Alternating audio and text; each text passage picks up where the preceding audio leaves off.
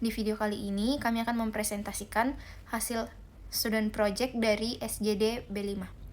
Untuk itu, silakan disimak. Sekian, terima kasih. Urin merupakan salah satu spesimen yang sering digunakan dalam berbagai tes dan pengecekan karena mengandung banyak informasi penting terkait kondisi tubuh seseorang. Dari urin seseorang, kita dapat mengetahui tentang gaya hidup dan kondisi kesehatan dari orang tersebut.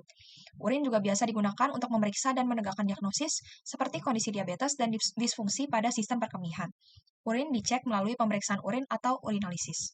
Urinalisis melibatkan 3 tahap pengecekan seperti pengecekan spesimen pada umumnya, yaitu yang pertama ada preanalitik, kedua adalah analitik, dan yang terakhir adalah post-analitik. Dalam urinalisis yang lengkap, ada 3 komponen yang diperiksa, yaitu pemeriksaan sifat fisik urin, yaitu warna, volume, kekeruhan, bau, dan berat jenisnya. Lalu yang kedua ada sifat kimia urin, yaitu pH, protein, dan glukosa yang terkandung dalamnya, dan pemeriksaan mikroskopis. Salah satu pemeriksaan yang dilakukan pada urinalisis adalah pengecekan sedimen urin. Pemeriksaan ini merupakan urinalisis yang tidak invasif dan dilakukan untuk mengecek keberadaan benda-benda tertentu dalam urin, seperti sel epitel dan kristal. Hal ini dilakukan untuk mendiagnosis keadaan patologis dan juga menentukan terapi yang tepat untuk dilakukan kepada pasien.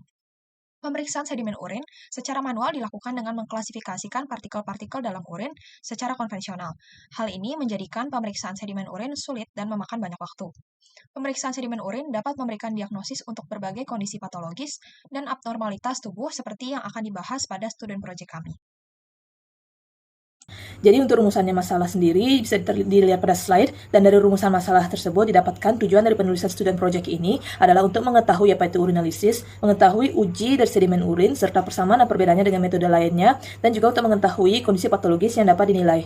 Sementara itu untuk manfaatnya sendiri adalah untuk mendalami topik dari urinalisis dan juga menambah wawasan bagi para pembacanya.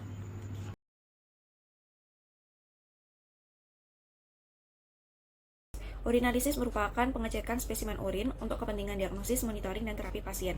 Terdapat beberapa jenis spesimen urin yang digunakan untuk pengecekan urinalisis, antara lain random urine specimen, fast morning specimen, 24 jam spesimen, dan postprandial urine specimen. Perkenalkan, saya Niputu Wahyu Lasmendrivi dengan 3 digitin terakhir 110. Urinalisis sendiri meliputi pemeriksaan makroskopis untuk mengecek berat jenis, kekeruhan, warna, dan juga aroma, pemeriksaan mikroskopis untuk mengecek sel darah, bakteri, gas, dan juga kristal, serta pemeriksaan kimiawi untuk mengecek pH, glukosa, protein, nitrit, dan sebagainya. Terdapat 3 tahapan dalam pemeriksaan urinalisis. Yang pertama, preanalitik berupa persiapan alat dan instrumen yang akan digunakan. Kemudian analitik yaitu pengamatan terhadap hasil pemeriksaan urin. Dan yang terakhir pasca analitik yaitu pengolahan dan analisis data hasil pemeriksaan urin. Jadi, sedimen urin adalah unsur yang tidak larut di dalam urin, seperti eritrosit, leukosit, sel epitel, kristal, bakteri, maupun parasit. Pengecekan sedimen urin ini dilakukan secara mikroskopis sehingga dapat melihat morfologi dari eritrosit, leukosit, maupun sel epitel yang penting dilakukan untuk menegakkan diagnosis. Pemeriksaan sedimen urin ini menggunakan urin sewaktu yang masih segar dan ditampung dalam wadah tertutup tanpa adanya kontaminasi. Pemeriksaan harus dilakukan dengan segera, maksimal 1 jam setelah sampel urin diambil. Jika pemeriksaan sedimen urin dilakukan dengan penundaan, maka harus diawetkan menggunakan formalin 40%. Pada hasil sedimen urin normal, leukosit dapat ditemukan namun sedikit dan tidak melebihi dari 5 lapangan pandang besar.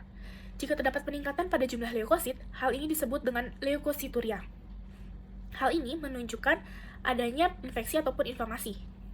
Jumlah normal untuk eritrosit biasanya tidak melebihi 3 per lapangan pandang besar. Jika ditemukan eritrosit di atas nilai normal, hal ini disebut dengan hematuria. Normalnya, bakteri tidak dapat ditemukan pada urin normal, namun bakteri dapat muncul jika terdapat infeksi. Begitu juga dengan sel epitel.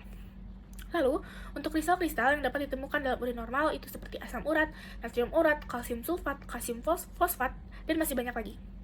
Untuk metode pertama ada metode konvensional, yaitu prinsipnya pemeriksaan sedimen urin dengan metode konvensional adalah dengan menggunakan mikroskop yang diawali dengan pengendapan unsur sedimen menggunakan sentrifuge.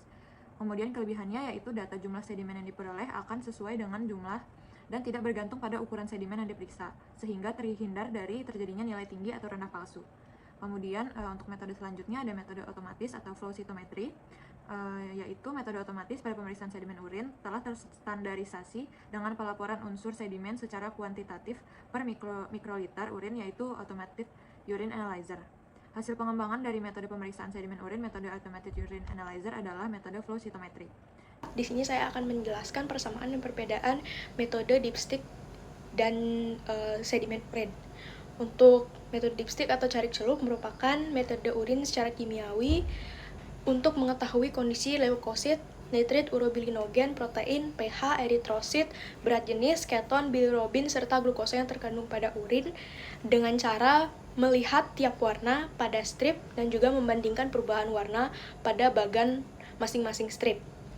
Kemudian untuk persamaannya dengan sedimen urin itu, parameter yang diperiksa sama, contohnya leukosit, eritrosit, bakteri, pH, kemudian waktu pemeriksaannya itu sama-sama singkat. Untuk perbedaannya, pada dipstick menggunakan strip, kemudian pemeriksaannya lebih cepat, tidak memerlukan tenaga ahli untuk screening, serta hasilnya kurang detail dan kurang akurat. Untuk sedimen urin itu pemeriksaannya di bawah mikroskop, kemudian memerlukan tenaga ahli, serta pemeriksaannya lebih detail dan lebih akurat. Selanjutnya adalah keadaan patologis yang menyebabkan sedimentasi urin yang abnormal. Yang pertama adalah hematuria. Hematuria merupakan salah satu kondisi patologis, yaitu adanya darah pada urin yang merujuk pada masalah saluran kemih, terutama ginjal. Keberadaan sel darah yaitu eritrosit akan menyebabkan hasil sedimentasi urin yang abnormal dan akan mengganggu hasil pemeriksaan. Yang kedua adalah infeksi saluran kemih. Menegakkan diagnosa infeksi saluran kemih biasanya dilakukan dengan urinalisis, yaitu pemeriksaan sedimen urin. Pemeriksaan dilakukan untuk mengukur kadar nitrit dan juga leukosit. Nitrit menunjukkan adanya sejumlah bakteri yang mereduksi nitrat menjadi nitrit. Sedangkan adanya leukosit dengan jumlah berlebih akan menunjukkan suatu inflamasi atau infeksi pada ginjal ataupun sistem berkemihan. Sekian yang dapat saya sampaikan. Terima kasih. Saya akan menjelaskan tentang proteinuria dan leukocyturia. Yang pertama, proteinuria. Proteinuria adalah istilah umum yang digunakan untuk menyatakan kondisi di mana terdapat satu atau lebih jenis protein pada urin. Beberapa jenis dari protein tersebut adalah antara lain albumin, globulin, mukoprotein, dan Bence-Jones protein. Proteinuria dapat berasal dari berbagai faktor fisiologis dan patologis yang berbeda-beda. Namun, proteinuria yang berketerusan kerap diasosiasikan dengan sedimentasi urin yang normal dapat dikaitkan dengan penyakit pada ginjal, di mana jenis protein yang paling sering dikaitkan dengan penyakit ginjal adalah protein albumin. Pada populasi normal, urin seharusnya bebas dari kandungan protein, dan pada orang dewasa yang sehat umumnya mengekskresikan kurang dari 150 mg protein per hari dalam urin setiap harinya. Proteinuria dapat diklasifikasikan menjadi transien dan persisten, di mana pada transien proteinuria, kondisi yang dapat terjadi adalah infeksi saluran kemih, ortostatik proteinuria, demam, olahraga, dan juga lain-lain. Kemudian ada juga yang bersifat persisten, di mana kondisi yang terjadi adalah penyakit ginjal primer, seperti glomerulonefritis dan juga tubular. Dan juga ada proteinuria yang tidak berbahaya dan bersifat reversibel, seperti demam, penyakit akut, olahraga, dan aktivitas fisik yang terlalu berat. Lalu saya akan melanjutkan ke leukosituria, di mana leukosituria adalah kondisi di mana terdapatnya leukosit dalam jumlah lebih dari 5 leukosit dalam satu lapang pandang dalam urin. Bila mana jumlah leukosit dalam urin memiliki jumlah yang banyak, maka disebut piuria. Leukosituria adalah salah satu gejala yang dapat dialami pada pasien dengan infeksi saluran kemih atau ISK. Leukosituria dapat terjadi karena proses inflamasi di saluran kemih dan merupakan salah satu indikator dari kecurigaan infeksi saluran kemih. Bakteri gram negatif khususnya E. coli merupakan 85-90% penyebab dari ISK. Bakteri penyebab respon inflamasi saluran kemih, namun gambaran klinisnya bervariasi. Pada pasien dalam pyelonefritis akut, terjadi inflamasi di ginjal dengan respon inflamasi secara umum, misalnya demam, peningkatan C-reaktif protein, dan leukosituria.